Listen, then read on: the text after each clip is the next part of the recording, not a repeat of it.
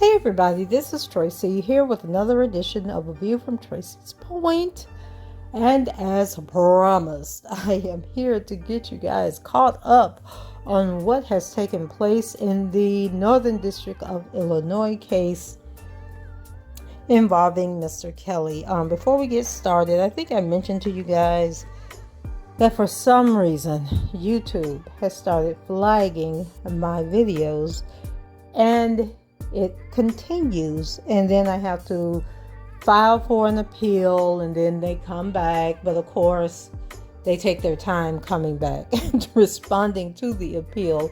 But for the life of me, I cannot understand why I have gone like a year and a half without having a video flagged, to all of a sudden all of my videos are being flagged. Then on top of that, you guys know I put the music in the background, and I know some people don't like the music, but the music serves a purpose, and just know that the music serves a purpose and that's why it's there.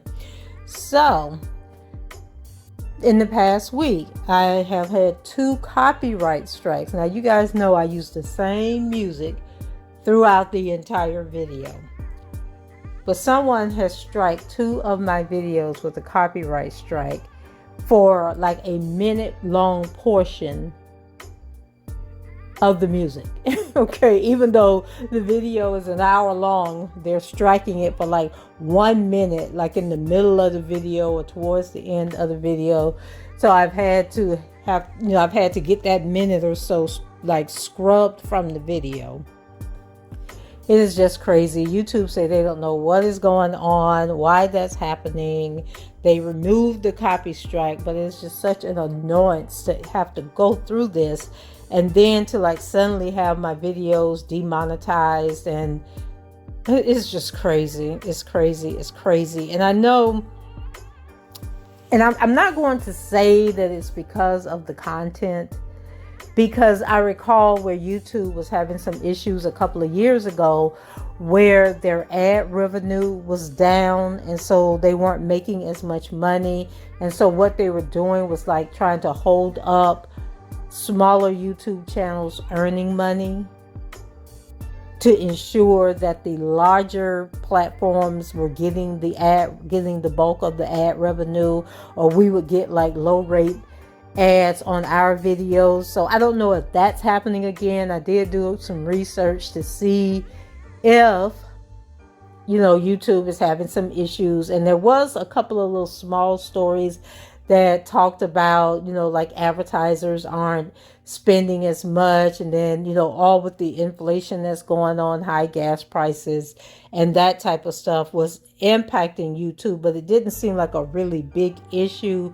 But just for them to be striking my videos for some reason, and then turn around and they say, oh yeah, your video is okay, but by then I've lost like 90% of my ad revenue on that video, because you make the bulk of your money in the first like couple of hours that a video is out there. So yeah, I'm a little bummed about that. And then I'm also just bummed, period, about both of these cases. If you guys saw my previous video where the Eastern District of New York filed their response to the sentencing guideline, and I believe that Jennifer Bongine, the report is supposed to come in today, and then she was going to file it, the mitigation report. You guys remember that they were going to do, I think she was going to receive it today, and then it was going to be filed by the 13th. I may have those dates mixed up, but in the coming week, then she gets to respond to the Eastern District of New York, with their little book that they wrote, regarding his sentencing, and just adding, just ad-libbing as they went, just throwing in stuff that wasn't even brought out in the trial, trying to build their case. And he's not being remorseful, he's not admitting that he did this stuff. Okay, well, somebody say I'm not guilty, why would I be remorseful, and why would I admit to doing it? It's just like with Mr. Cosby, how he refused to say that he did whatever to that Constance lady, and then he refused to take those classes because he's like, I'm not this person, so why am I going to waste my time? And so God let him out. And then you guys know that Jennifer Bonjean is in California arguing a civil suit for Mr. Cosby, and I was going to cover that, but I am really exhausted with this topic. I'm wore out, y'all. I'm just going to be in a moment of transparency. I am tired. I am worn out. And then also, if you guys didn't get a chance, I did an update video on the Tim Norman case. You guys might want to go check that out. I posted that yesterday. One of the guy who was the actual shooter in that case has pled guilty, and so he is going to testify against Tim when the trial starts on September 6th. So far, the other people, the Terica girl and the Yagman guy, they have not entered a plea. Just the shooter, his name was Tre'vell Hill. He has pled guilty, and he is spilling all the tea. So I'm not sure what Tim is going to do at this point, because he has fired his lawyers yet again. So anyway, we are over here in the Northern District of Illinois, and we are going to get caught up on some of the stuff that was filed. And so let me look at my notes here and see what we have. On May 29th, there was a declaration by Mr. Kelly in support of a motion for severance. Then on June 1st, there was a hearing, and I must be wrote the wrong date down on my calendar, because I didn't recall this hearing, but they did have a hearing. And then we have the minutes from the hearing. And basically, there was a video motion hearing held. Defendant Kelly's motion for production of investigative materials is entered and continued. The government shall file a response or certify compliance with the request on or before June 15th, 2022. Defendant Kelly's motion to sever is entered and continued. The government shall file its response on or before June 8th, 2022. Defendant Kelly shall file his reply on or before June 15th, 2022. The government's oral motion for extension of time to file motions in limine is granted, and then motions in limine will be filed on or before June 13th, 2022. A telephonic status is set for June 15th. Is vacated. So I think that was the call that I had on my calendar, but that has been vacated, and the court will set a future date, and they have mailed a notice. And that was the update from the video conference that they held on June 1st. So let's start with Mr. Kelly's. He filed a document. Let me see, which one of these is it? He filed a document, which was a declaration. And so it says, I, Robert S. Kelly, declare under penalty of perjury. 1, I am the defendant in the above captioned matter. 2, I am aware that my attorney filed a motion for severance in this case after numerous conversations with me, and she has read the motion to me. And then for those of you who don't know what I'm talking about, in the Northern District of Illinois, Mr. Kelly will have co-defendants. One guy name is Milton June Brown, and the other one name is Daryl McDavid. And Daryl McDavid was his accountant. Yeah, I think he was I know, guys, I never have it written down, but he worked for Mr. Kelly and supposedly stole a whole bunch of money and was approving all these lawsuits that were taking place without his knowledge. And so Darren McDavid has 3 attorneys, and one of his attorneys is a guy named Vladimir.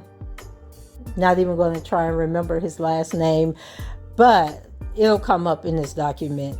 So the Vladimir guy actually used to work for Ed Jensen, who was Mr. Kelly's attorney in the 2008 case. And so Jennifer Bongine is saying that that is a conflict of interest because this man has information, client attorney information that he could be sharing with the attorneys for McDavid in order to help their case. And then she's also saying that Darren McDavid was working against Mr. Kelly, so Mr. Kelly doesn't want to be on trial with him because some things are going to come out, okay, and that it will be a combative defense. And so the judge told the government to rule, and I do have, not to rule, but to file a motion in response, and I do have that, but we're going to start with this declaration. So he says, number 3, I was represented by Ed Jensen for many years in connection with an investigation and eventual CP charges brought against me by the office of the Cook County State's Attorney in the 2000s.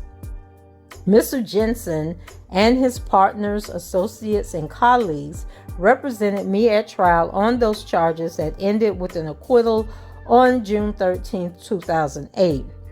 After that acquittal, I maintained an attorney-client relationship with Mr. Jensen for at least a decade, including between 2012 and 2018, which included regular consultation about legal matters in my life that came up on a frequent basis. 6. I am also familiar with the Sun-Times article in which Mr. Jensen was interviewed before his death. Without getting into detail, Mr. Jensen revealed attorney-client privileged communications in that interview that I did not authorize. 7. I did not file a complaint against Mr. Jensen with the ARDC, and the ARDC never contacted me to discuss Mr. Jensen's comments to the Sun-Times.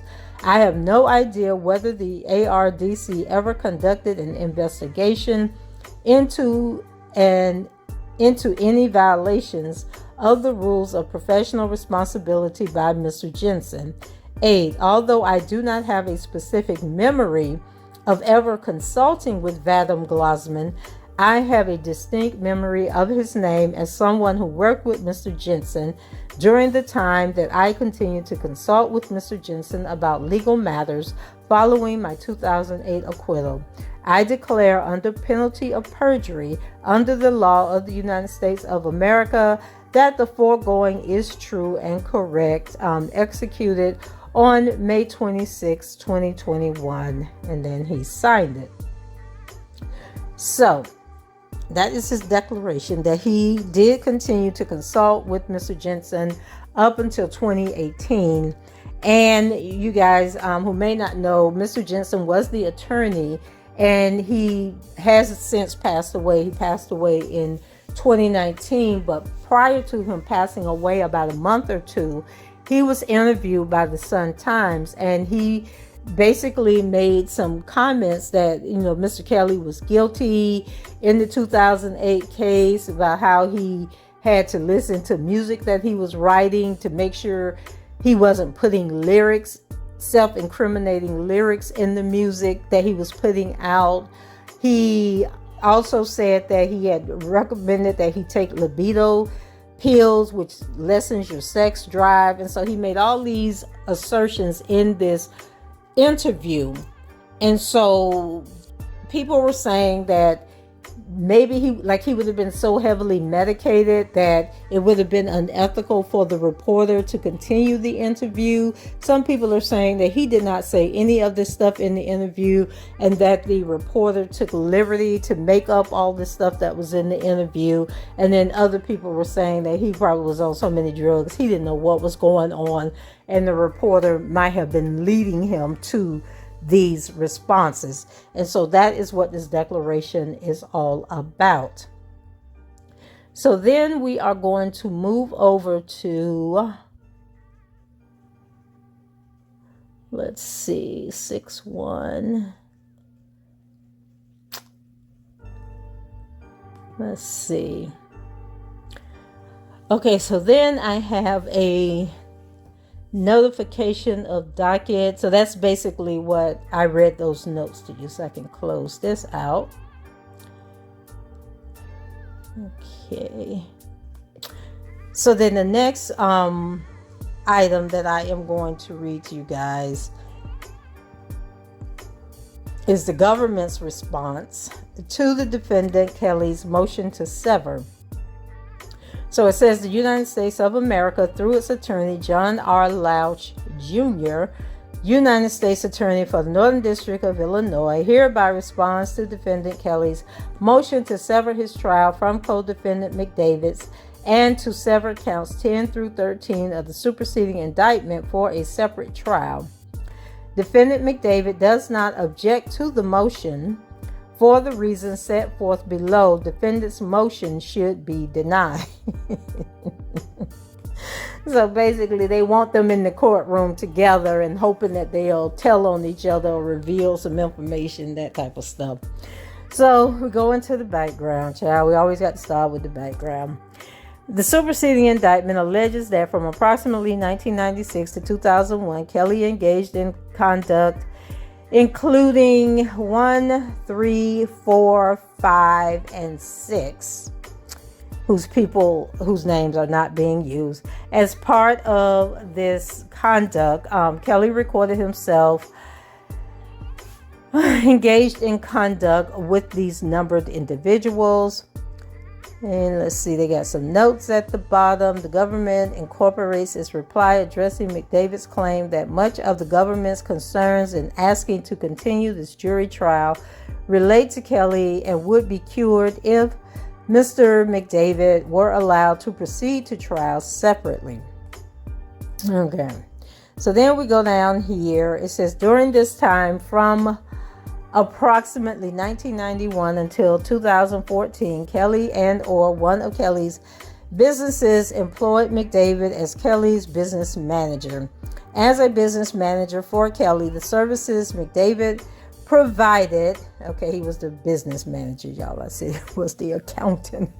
The services McDavid provided included protecting Kelly's image, reputation, and assets in the face of actual and potential criminal and civil action involving individuals who were victims of Kelly's misconduct. McDavid and others knew Kelly's misconduct and knew that Kelly recorded himself engaged in conduct on videotape. In approximately 2001, Kelly and McDavid learned that multiple such videos were missing from Kelly's collection. After making this discovery, Kelly and McDavid and others conspired to conceal and cover up evidence, including videos relating to Kelly's contact and acts. Kelly and McDavid and others also agreed to intimidate, threaten, and pressure others to falsify and make false entries in records and documents related to Kelly's misconduct. To accomplish this, Kelly and McDavid agreed to pay others to collect and return incriminating videotapes and to keep silent about Kelly's relationship, among others. Relationship with number one, among others. And number one is Rashona Landfair. Further, Kelly paid McDavid to ensure McDavid would continue to conceal and cover up evidence of Kelly's misconduct. Based on these and other facts, Kelly and McDavid are charged jointly with receiving CP, conspiracy to receive CP, and conspiracy to obstruct justice relating to the receipt of CP. Additionally, Kelly is charged with 4 counts of manufacturing CP. counts 1 through 4, and 5 counts of enticing someone to engage in activities, counts 9 through 13. As set forth below, Kelly and McDavid and the others and the counts against both of them were properly joined in the superseding indictment, and there is no risk of prejudice to Kelly in a joint trial of all counts, which overlap in time, place, and evidence. Accordingly, Kelly has not established a basis for severance, and his motion should be denied. 2. Defendants' arguments to sever McDavid are meritless. Acknowledging that the defendants and counts of the superseding indictment are properly joined, Kelly argues that he and co-defendant McDavid should be tried separately on counts 5 through 8 because the two co-defendants purportedly have antagonistic defenses, and because one of McDavid's lawyers may have a potential conflict of interest that could prejudice Kelly at a joint trial. Neither argument has any merit. Why? Because they say so. They don't need no proof, y'all. They just because we say so. But here they're going to try and explain it by throwing in a whole bunch of sentences from multiple court dates like they do for everything else. So, applicable law. There is a preference in the federal system for joint trials of defendants who are indicted together. Joint trials play a vital role in the criminal justice sentence system. And that was from Zafiro versus United States, a case that was heard in 1993. And they were quoting Justice Richardson in the verse Marsh, which was a case heard in 1987. See also United States versus Safant, which was heard in the Seventh Circuit in 2003. In considering a severance, the trial court must give due deference to the strong public interest in favor of a joint trial. There is a strong interest in joint trials of those who engaged in a common enterprise. Joint trials reduce the expenditure of judicial and prosecutorial time. They reduce the claims the criminal justice system makes on witnesses who need not return to court for additional trials. They reduce the chance that each defendant will try to create a reasonable doubt by blaming an absent colleague, even though one or the other or both undoubtedly committed a crime. The joint trial gives the jury the best perspective on all the evidence and therefore increases the likelihood of correct outcome. See United States versus Boja Basic, which was heard in the Seventh Circuit in 1987, and the United States versus Phillips from the Seventh Circuit in 2001. This strong preference for a joint trial reflects several principles, as the Supreme Court has stated. I would impair both the efficiency and the fairness of the criminal justice system to require that prosecutors bring separate proceedings presenting the same evidence again and again, requiring victims and witnesses to repeat the inconvenience and sometimes trauma of testifying and randomly favoring the last tried defendants who have the advantage of knowing the prosecution's case beforehand. Joint trials generally serve the interests of justice by avoiding inconsistent verdicts and enabling more accurate assessment of relative culpability, advantages which sometimes operate to the defendant's benefit. Even apart from these tactical considerations, joint trials generally serve the interests of justice by avoiding the scandal and inequity of inconsistent verdicts. And that was from Justice Richardson, United States Supreme Court. Oh, child. In light of these policy considerations, the Supreme Court has specified that a court should grant a severance under Rule 14 only if there is a serious risk that a joint trial would compromise a specific trial right of one of the defendants or prevent the jury from making a reliable judgment about guilt or innocence. Zafiro, which was the case they mentioned above, even when a joint trial does present a real risk of prejudice to a defendant, less drastic measures than severance, such as limiting instructions, often will suffice to cure. United States versus Mygert, which was heard in the Seventh Circuit in 2017, quoting Zafiro. See also United States versus Blessingham, which was heard in the Seventh Circuit in 1999, stating that in all but the most unusual circumstances, the risk of prejudice arising from a joint trial is outweighed by the economies of a single trial in which all facets of the crime can be explored once and for all. Thus, a defendant bears a heavy burden of establishing that a joint trial would unfairly prejudice him. United States versus Peterson, 7th Circuit, 2016. This burden is heightened in cases involving conspiracy charges. The gravamen of conspiracy is that each conspirator is fully liable for the acts of all co-conspirators in furtherance of the conspiracy. Thus, joinder is highly favored in conspiracy cases over and above the general disposition towards joinder for reasons of efficiency and judicial economy. And that was from United States versus Tedder in the 4th Circuit of 1986. Collecting cases, see also Blessingham. Particularly to conspiracy cases, there is a strong interest in trying defendants who have been jointly indicted in a single trial. Okay, B, analysis. Mutually antagonistic defenses. Kelly's motion should be denied because he has not established the type of prejudice necessary to obtain a severance, and thus fails to meet his burden to rebut the presumption that properly joined defendants and particularly co-conspirators will be tried together. Kelly asserts that he will claim at trial that he had no knowledge of certain financial transactions conducted by McDavid that are alleged in the superseding indictment to be overt acts in furtherance of the conspiracy to conceal his misconduct charged in count 5. As an initial matter, such a claim is not necessarily a defense, much less one that is mutually antagonistic. To the defenses likely to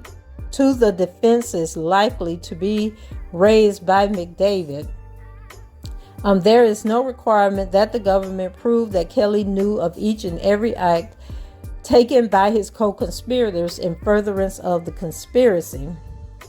A defendant who has joined a conspiracy is fully liable for the reasonably foreseeable acts of all co-conspirators in furtherance of the conspiracy. United States versus Durham, 7th Circuit in 2005. Child, what if you didn't know you was a part of the conspiracy? Anyway, moreover, Kelly provides no factual basis for concluding that McDavid's defense would be inconsistent or antagonistic, even assuming that Kelly defends on the grounds that he was unaware of the financial transactions alleged in the superseding indictment as overt acts. It is easy to conceive of defenses that McDavid could raise that would be fully consistent, including the defense that the transactions in question were not conducted in furtherance of the charged conspiracy. In any event, the mere existence of inconsistent or mutually antagonistic defenses does not warrant severance. The 7th Circuit repeatedly has held that severance is not required of co-conspirators who would present mutually antagonistic or conflicting defenses. Okay, United States versus Plato, 7th Circuit in 2010. As the court explained in United States versus Myatis, 7th Circuit 2001, there is no specific trial right in the sense the Zafiro court used the term not to have a co-defendant give damaging testimony.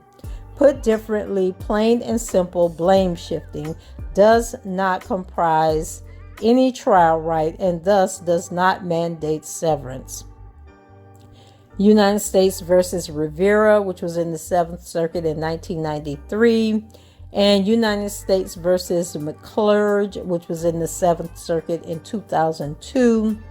The argument that severance is required whenever the defense theory of one defendant contradicts the defense of another in such a way that the jury's acceptance of one defense precludes the acceptance of the other is supported neither by logic nor case law. Kelly further asserts that he intends to claim and present evidence to establish that the transactions alleged to be overt acts are in reality evidence of thefts of Kelly's property by McDavid, and speculates he might be precluded from presenting such evidence to protect McDavid from unfair prejudice. Kelly provides no specifics regarding his claims or the evidence he might choose to present, and he provides no explanation of how this evidence would be essential or exculpatory.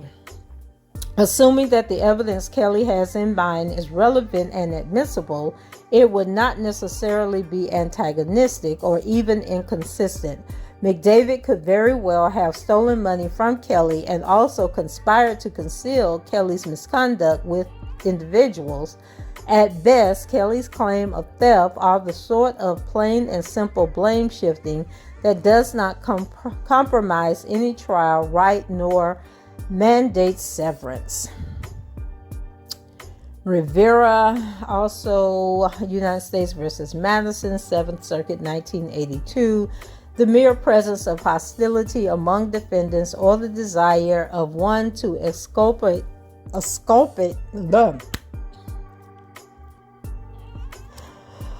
Oh my God, himself by inculpating. Why can I not speak?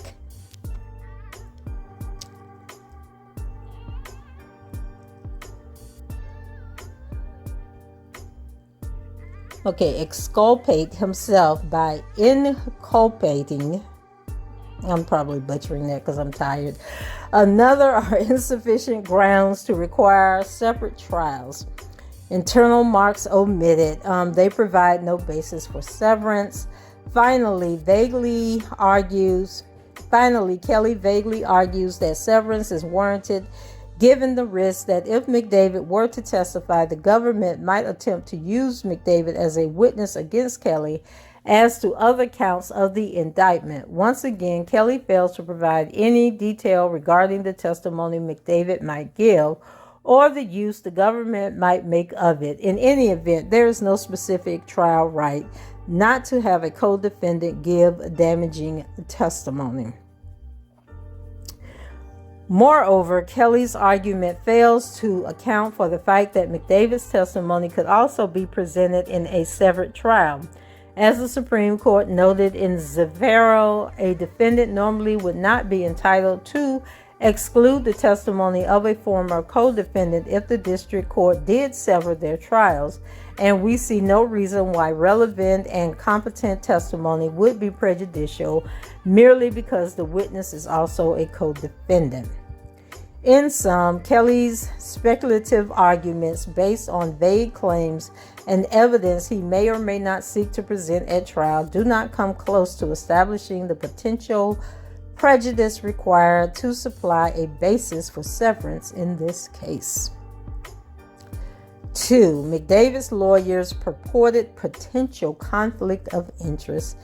Kelly argues that one of McDavid's lawyers, Vadim Glasman, may have a potential conflict of interest that could prejudice Kelly at a joint trial.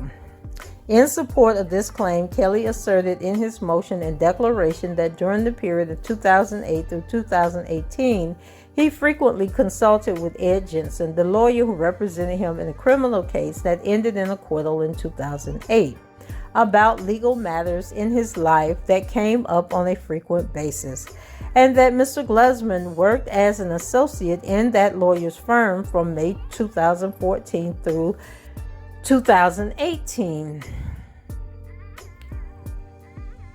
Kelly speculates that Mr. Glasman may possess privileged information he could use to Kelly's detriment at trial. However, he has offered no evidence indicating that Mr. Glassman ever worked on any matter involving Kelly, much less received privileged information that could be used against Kelly.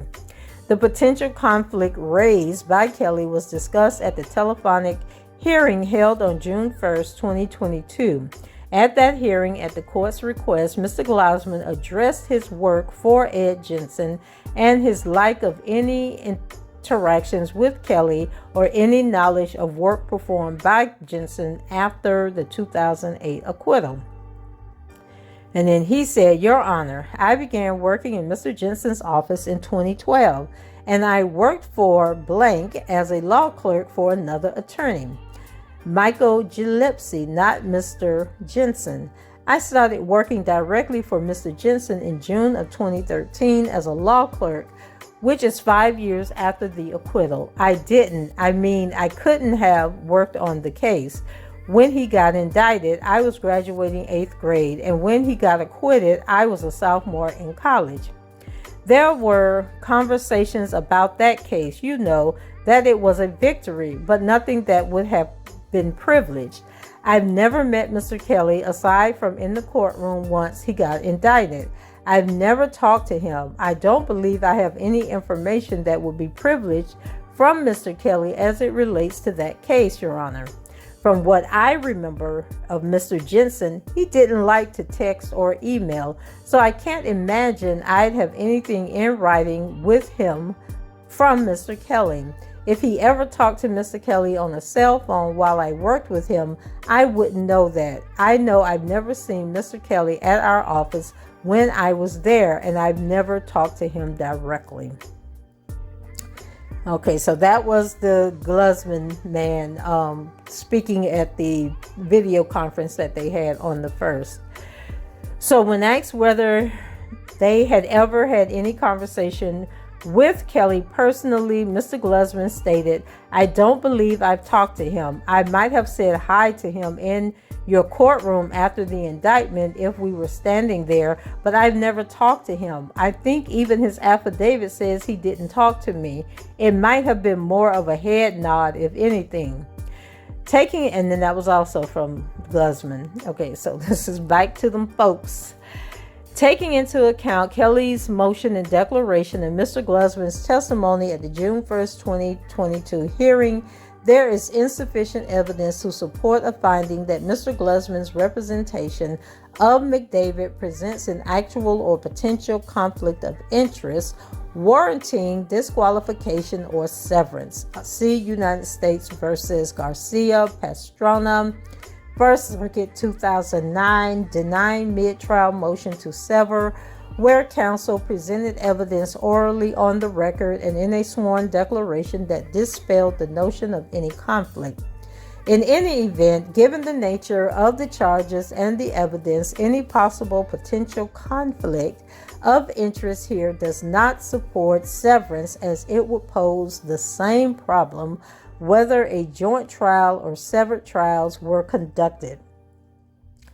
Even assuming that Kelly's interests are materially adverse to those of McDavid in this case, Kelly has failed to establish or even allege that Mr. Jensen represented or advised Kelly during the period of 2014 through 2018 with respect to matters that are the same or substantially the same as the matters presented in this case, or that Mr. Glassman received confidential information material to this case during his employment at Mr. Jensen's firm. To the contrary, Mr. Glassman has testified that he never had any involvement in the representation of advising Mr. Kelly on any matter, never spoke with or even saw Kelly at Jensen's office, and never learned any confidential information regarding Kelly during the course of his employment at Mr. Jensen's firm. In any event, child, they love starting a sentence with "in any event." Man, when I used to be an account manager, and them folks was getting on my nerves, that's what I would do. I would be like, "in any event." Okay, what I told you before is what I meant. Okay, and you need to pay attention. So when they be up here talking about in any event, they're kind of like discounting and dismissing Miss Bonjean because they think they're right. It says, even if the existence of a conflict of interest were established here, the proper remedy arguably would be disqualification, not severance. To the extent that Kelly's concern focuses on Mr. Glusman's use of confidential information against him, that concern would pose the same problem whether a joint trial or severed trials were conducted. In any event, the potential conflict alleged by Kelly does not warrant severance, particularly in light of the public's strong interest in a joint trial here. Child, like, who is the public? What public y'all polled and said that they wanted a joint trial? Which includes the interest of reducing the burden on witnesses, particularly victim witnesses, who would otherwise need to appear to testify on multiple occasions. Kelly's motion to sever his trial from that of McDavid should be denied. 3. Defendant's motion to sever counts 10 through 13 for trial are likewise meritless. Kelly argues that counts 10 through 13 should be severed from the remaining counts because Kelly has important testimony to give concerning counts 10 through 13 and a need to refrain from testifying as to counts 1 through 3. And Kelly will suffer prejudice from joining charges that are supported by relatively strong evidence with charges supported by much weaker evidence. Kelly has failed to establish that either of these arguments warrant a severance. A. Applicable law. Severance is not mandatory every time a defendant wishes to testify to one charge but to remain silent on another. If that were the law, a court would be divested of all control over the matter of severance and the choice would be entrusted to the defendant. United States versus Archer, 7th Circuit, 1988. Internal marks omitted. Of course they are. Rather, the need for severance in such situations does not arise until the defendant makes a convincing showing that he has both important testimony to give concerning one count and strong need to refrain from testifying on the other. United States versus Nettles, 7th Circuit, 2007.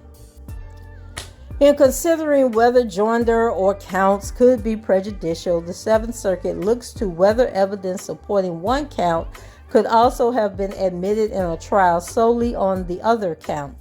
If the evidence would have been admissible on either count, the defendant cannot claim that he was prejudiced by joinder. United States versus Hogan, 7th Circuit, 1989. Okay, B, analysis. In support of his argument that a joint trial would essentially bar him from giving important testimony, Kelly offers nothing more than the conclusory statement that defendant has critical testimony to offer. The 7th Circuit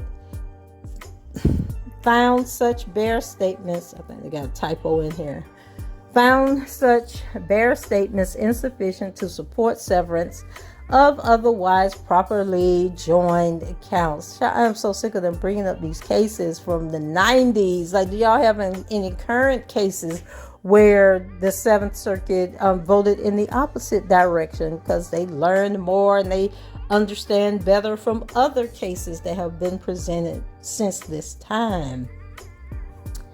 Child, the 7th Circuit found such bare statements insufficient.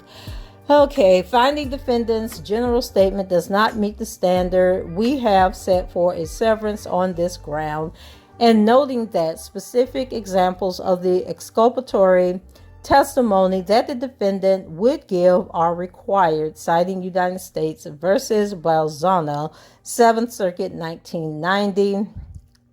Kelly further argues that he will be prejudiced by the dramatically stronger evidence as to counts 1 through 3 over counts 10 through 13. Once again, Kelly provides no specifics. He bases his argument solely on the fact that counts 1 through 3 are supported by video evidence, whereas counts 10 through 13 are supported by testimonial evidence. At best, Kelly's characterization of the relative weight of the evidence supporting various counts is purely speculative. In any event,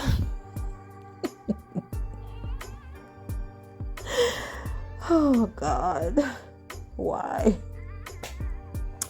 In any event, a defendant is not entitled to severance merely because he may have a better chance of acquittal in a separate trial. Thus, the oft-cited evidentiary spillover theory as a basis for requiring severance has been also universally rejected in the Seventh Circuit. United States versus Irving, Seventh Circuit, 2008. Alleged prejudicial spillover effect did not warrant separating drug conspiracy and homicide counts for trial. United States versus Ablahawk, Seventh Circuit, 2001. So they only quote the Seventh Circuit. They don't quote nobody else. Because in them other motions, child, they be all over the country, don't they? Anyway. So as a basis for requiring severance, evidentiary spillover has been rejected. United States versus Shorter, 7th Circuit, 1995. Such spillover claims alone do not warrant severance. Alexander, upholding trial court's denial of severance based on its review of the record. We cannot accept defendant's assertion that the risk of prejudicial spillover was great because the government's case on certain of the counts was relatively weak. Instead, courts have consistently ruled that a limiting instruction would typically suffice to cure any risk of potential spillover. United States versus Thompson, 7th Circuit, 2002, discussing presumption that jury can capably sort through evidence and follow court's limiting instructions to consider each defendant separately. Here, severance is clearly unwarranted because even if severance were granted, the evidence supporting counts 10 through 13 would be admitted in a trial limited to the remaining counts of the superseding indictment. C. Hogan, defendant cannot claim that he was prejudiced by joinder, where the evidence would have been admissible in either count. Kelly incorrectly contends that the only similarity between counts 10 through 13 are the remaining counts of the indictment are that they are of the same or similar character. The charged offenses are not only similar in character, they are similar in time, place, and supporting evidence and related to one another. The individuals of the offenses alleged in counts 10 through 13 are the same as the people of the offense charged in count 5. Specifically, counts 10 through 13 allege that Kelly exploited number 3, number 4, number 5, and number 6 beginning in or around summer 1996, continuing to approximately October 2021. These are the same people with whom Kelly is alleged to have had activity with and recorded himself doing so, as charged in count 5. These people, those 4 people and then Rishona are expected to testify that Kelly engaged in conduct with them during the same time period and at the same locations. Indeed, they will testify that on multiple occasions, Kelly engaged in conduct with them and Rishona together.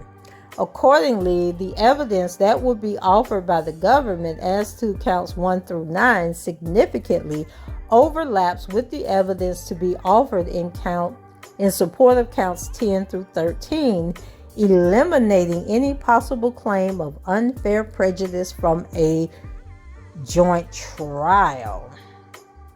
Finally, the 7th Circuit has consistently held that instruction directing the jury to consider separately each charge and the evidence relating to it provides an adequate safeguard against the risk of prejudice in the form of jury confusion, evidentiary spillover, and accumulation of evidence. And then they cite a whole bunch of cases. Juries are presumed to follow the court's instructions. These instructions, which will be offered by the government in this case, will provide Kelly with adequate protection from any unfair prejudice. Accordingly, Kelly's motion to sever counts 10 through 13 should be denied. Conclusion: for all the reasons set forth above, defendant's motion to sever his trial from that of co-defendant McDavid and defendant's motion to sever counts 10 through 13 of the superseding indictment for a separate trial should be denied. And then them folks signed off on this. Okay. So, what do you guys think? I'm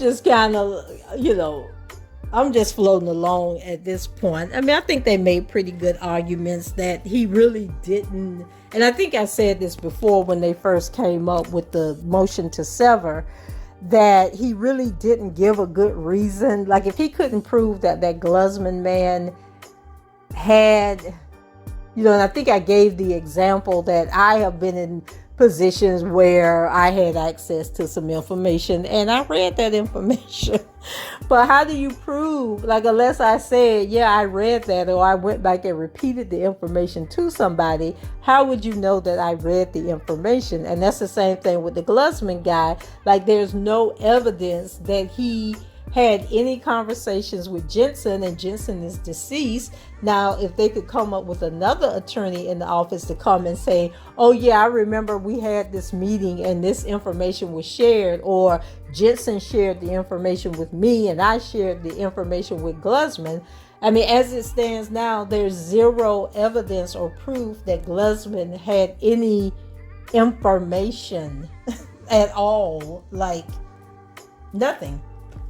So I kind of get where they're saying they don't want to separate on that.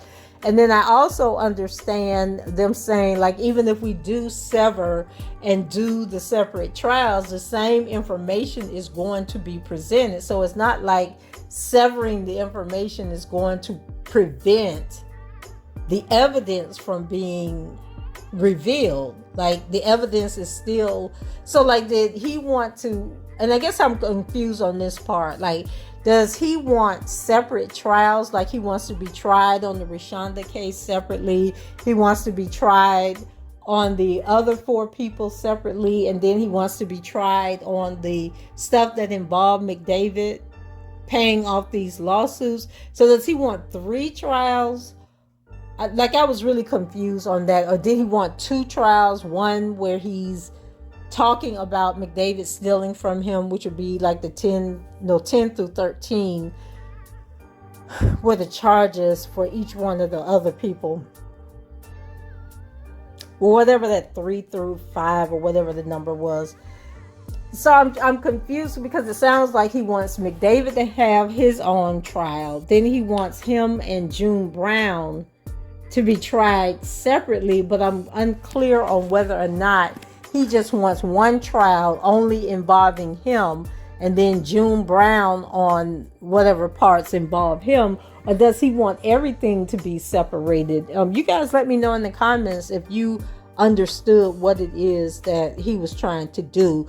So I mean, I'm just being honest here. I can see them saying that, no, we're not going to sever this case because you just haven't presented enough. And I know that Jennifer Bongine knew that they weren't going to agree to sever, and that a lot of the stuff that she does is strategic, so that if she has to file for an appeal, like, these things give her options. So if something happens during the trial, that she can say, see, I asked for them to sever this case, and this is why I asked for them to sever the case. You know what I'm saying? So she's being very procedural. She's, I guess, playing chess, as people say.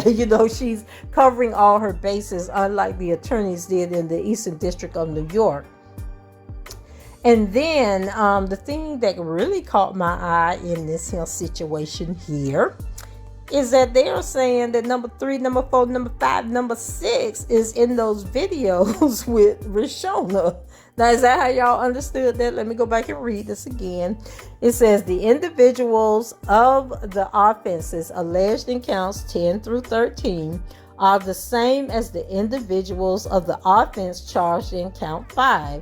Specifically, counts 10 through 13 alleged that he was with these 3, 4, 5, and 6 beginning in or around summer 1996, continuing to approximately October 2021. Now, he wasn't with, okay, so number 3 was the summer of 1996. It was like July of 1996, okay. Number 4, and then we decide that, yeah, one of these people is the Tracy Sampson chick. So I know she wasn't involved in nothing unless it ain't Tracy Sampson and somebody else. And then 5 and 6 were like 1998 to 2000 and 1998 to 2001. So how were they in the videos? I'm confused. So are they saying that the video is from 98? They pretty much narrowed down the videos to 1998, and they're saying that they were in the videos also. I don't know. How did y'all take that? It says, indeed, they will testify that on multiple occasions he engaged in acts with them and Rishona together. Accordingly, the evidence that will be offered by the government as to counts 1 through 9. Okay, so maybe they're going to get them to testify, but they ain't really got no videos that show all of them in the video. Now, I do believe in the indictment it said that person number 3, seemed like it was one of these people was in a video, might have been in a video. Anyway, child, it's gonna be real interesting to see how this whole thing turns out, because I just really have no clue. I mean, unlike in the Eastern District of New York, where I was like, these devils just lying through their teeth. They, pursued this man. They, they were there for the gifts, the money, and then someone was just lying, just lying to be lying. But I really, because I don't know anything about any of the people in this case, I can't, really form an opinion, and they are being very tight-lipped. Like we said, we know one is Rishona. Not sure who 3 is, because that was the one that was supposed to have been really, really young. And then 4, I have been assuming is Tracy Sampson, but might not be Tracy Sampson, might be somebody totally different. And then we no clue who 5 and 6 is, but it's going to be really interesting when it's all revealed who these people are. So guys, that's it for me. The government says, no, we're not severing this case. And I am leaning towards the judge agreeing that there is not enough there to sever the case. And then it was something else. I thought it was something else. Oh my God, I should have highlighted it that I wanted to speak on. But in any event, that's it for me. I really don't have anything else to give to this. We can talk about it in the comments. So guys, rate the video, subscribe to the channel if you haven't done so already. And until the next time, I shall talk to you guys later. Bye-bye.